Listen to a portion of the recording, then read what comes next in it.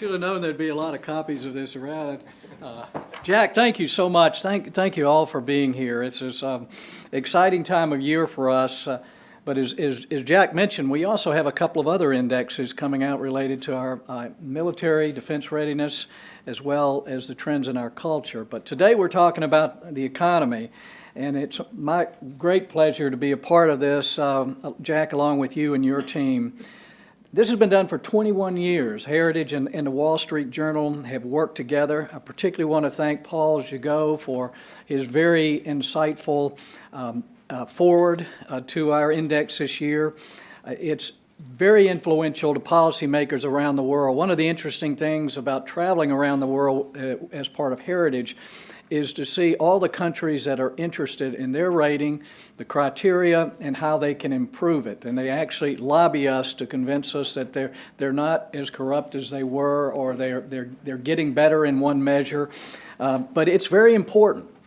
And it's important to our country as well. I know from working in the total quality movement for years that you can't improve what you don't measure. And this is measuring by essential economic criteria how free different economies are around the world. And you can't improve unless you continuously measure so that you develop trends over a period of time to see how you're doing. And we measure 178 different countries. Countries that are free economically, such as Singapore, that's number 2 on the rating this year, or Switzerland, that's number 5, or even more oppressive dictatorships such as Zimbabwe or Cuba or North Korea. The United States, unfortunately, was the only country, I think, in the history of the index that actually declined, became less and less free over 7 consecutive years. In 2015, we stabilized at the number 12 spot, trailing countries like New Zealand, Australia, and Canada. The reasons for America's stagnation are as familiar to us as the government's refusal to address any of them. The massive regulatory state, mandates such as Obamacare, grant programs which pick winners and losers in the marketplace, an antiquated, complex tax code that's 7 times longer than War and Peace, puts us at an economic disadvantage to many, many other countries. And all too many corporate interests who you would think would be pushing for free market principles through their political connections continue to lobby for loopholes rather than tax reform and removing regulations that actually might hurt their competitors. The big reason we think that voters sent a new crop of congressmen and senators here last November was to correct a lot of these things, to change the status quo, and to push our country back in the right direction economically. The president will have a choice to make. With folks like Paul Ryan leading on economic revival, the president's going to have a choice of whether or not to continue to obstruct and pontificate, or work with a Congress that is trying to move our country in a direction that would be more economically free. I can't think of a better person to be here today to introduce this index for the year. Paul Ryan and I came into the House at the same time. We were both elected in '98. I was an old guy who came from the business world. Paul actually was a staffer the year before and came back as a congressman. One of the stories I remember most vividly when I first got to Washington is Paul and a few of the other new congressmen walked over to a restaurant near Union Station. We were having dinner, and next to us was a table of staffers having fun, talking about who they were going to be working with this year, and several of them came over to our table and said, Paul, what office are you working in this year? I think he said my own. But there is probably not a better thinker and one with more courage in the House than Paul Ryan. I know I was kind of considered a policy nerd, and Paul was too. We were working on healthcare solutions. He was working on premium support way back in the day. I was working on health savings accounts. We were both working on personal investment accounts for Social Security, various tax reform proposals. And I think the disappointing thing to both of us is, despite a lot of work, it was actually hard to even get Republicans to sign up and advocate for a lot of these things that we had talked about. But he's continued to talk about them and write about them, to innovate. And I can't think of a better person to be chairman of Ways and Means, to develop tax solutions, to fix our entitlement programs, to work on trade issues. And I just told him, I just hope he'll have an opportunity to be chairman of that committee under a conservative president who is pushing in the same direction. But Paul understands all the things that create economic freedom. He's advocated for them courageously for years, and I could not be more honored to have a great friend and a great advocate for freedom with us today. Paul, come tell us about it. Thank you.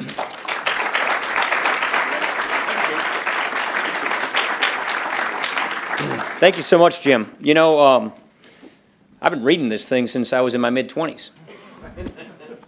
This is truly an impressive body of work, and as was mentioned, countries around the world pay attention to this. I hope ours does too.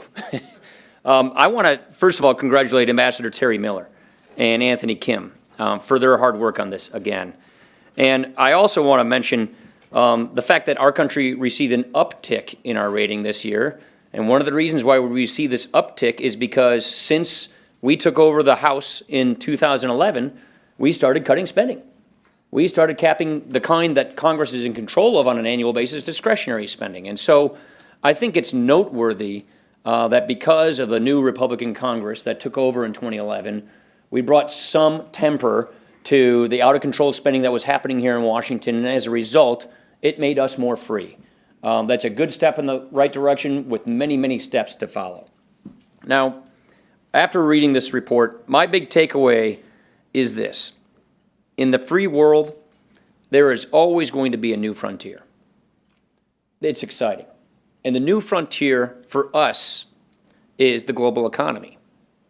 And in the global economy, we have incredible opportunities in front of us if we seize these opportunities.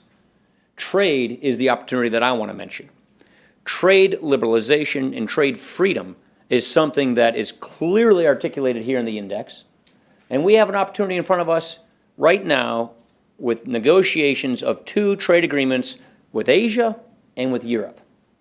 These 2 agreements, if successfully completed, taken together, represent 1 billion new customers for America and America's products and 2/3 of the global GDP. Now here's the deal with trade. When we get trade agreements, we usually put ourselves in a better trading posture to do well as a country. Take, for example, the fact that if you add up all the countries we have trade agreements with, we have a manufacturing trade surplus with them. You add all the countries up that we don't have trade agreements with, we have a big manufacturing trade deficit with. So it is in our interest as a country to get trade agreements. The other thing is if you're standing still on trade, you are falling behind. Because other countries are going around the world getting bilateral agreements for themselves and freezing America out in the process. So it's very important that we stay on our toes, that we engage, that we lower barriers to free trade, that we lower barriers to free enterprise. Now, as we do this, I think we're going to confront some other issues as well. And one of the issues that needs confronting right here in this Congress, in this country, as Heritage has done such a good job of playing out, is cronyism. We can attack cronyism here at home and abroad also through trade, whether it's state-owned investment, state-owned enterprises, or our own kind of cronyism that we see manifest itself through our own economic policy. I think the creed that the thinkers here at Heritage have articulated, opportunity for all, favoritism for none, that ought to be a creed that directs us and guides us going forward in the conduct of our economic policy. Because one of the dangers we face here and abroad is cronyism. And cronyism in this manifestation means big government and big business kind of grafting onto each other, uniting in a common cause to rig the rules, to write the rules for themselves, to erect barriers to entry against would-be competitors who are going to compete with them. Guess who loses? Consumers lose. Freedom loses. Opportunity loses. Entrepreneurship loses.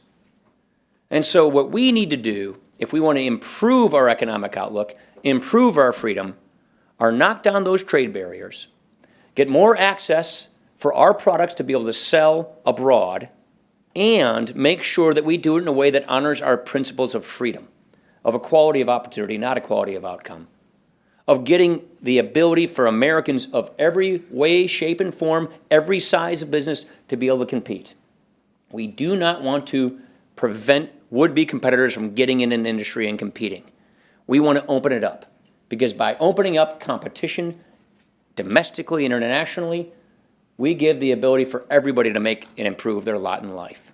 You know, Abraham Lincoln, 177 years ago today, argued that the ambitious and talented would grow bored if all they had to do was preserve a country that other people had founded. Of course, he was the best counterexample to that. His life work was securing this country. The way I see it, the American idea is what is at stake.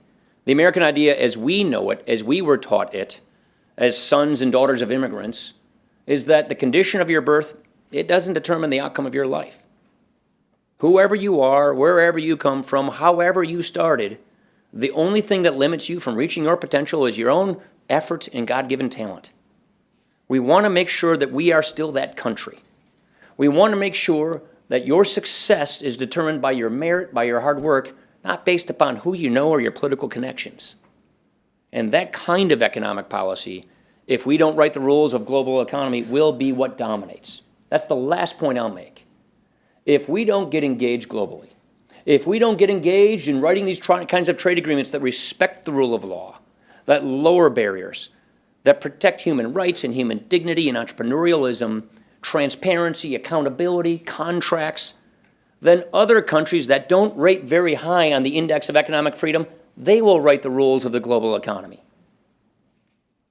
With TPP, it's really clear. Do you want China writing the rules of the global economy in Asia, or do you want a free enterprise loving nation like America writing the rules of the global economy?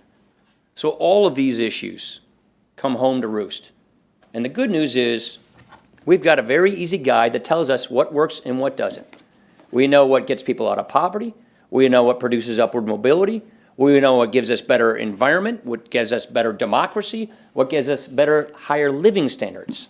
So now we just have to go and practice what we read and practice what we preach. And I want to thank the scholars here at Heritage for doing this, for identifying this, and for giving us a measurement, a barometer, and a sense of accountability. And I appreciate it. Thank you very much.